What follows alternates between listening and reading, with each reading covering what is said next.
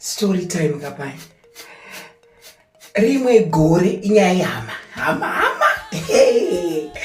Munoziva rimwe gore ndanzi neimwe hama yangu. Tatenda uya chi. Uya ugare kumba kwangu. Apa ndandiri muSouth Africa, you know. Ambanzi kwa hama iyo ambanzi kuti andogara muSouth Africa. Hama iyo yambati tatenda ngauya agare kumba kwangu. Hama iyo yanga ine mukadzi. Aitoziva kuti ndaitoita zvema dress ndaito hama dzangu zhinji dzaitoziva kuti tatenda anoita zvemadresi anenge mukadzi bla bla bla.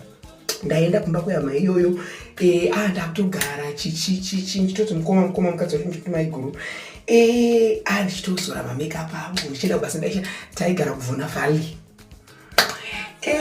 Ndikutochengetwa paya nehama dziya amai mwana ndapromotwa ndaigeza mota kakuvhana valley amenoka muchiziva kunonzi kuvhana valley kuSouth Africa kuMidrand pane garage repatotal pane spa saka ndaishanda ipapo ndandapromotwa ndandakudira farewell.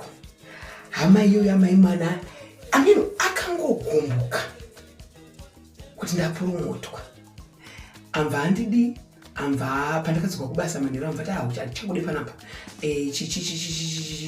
because unoita unhu wechikadzi waiziya. Ndafonera mama ndakati mama ndadzimwa namukoma saka wodita tena ndakati nditaure nawo mufundisi Bison auteg vaBison mhuri yavo Dedi Roni namama Julie namama Anita vakandichengeta.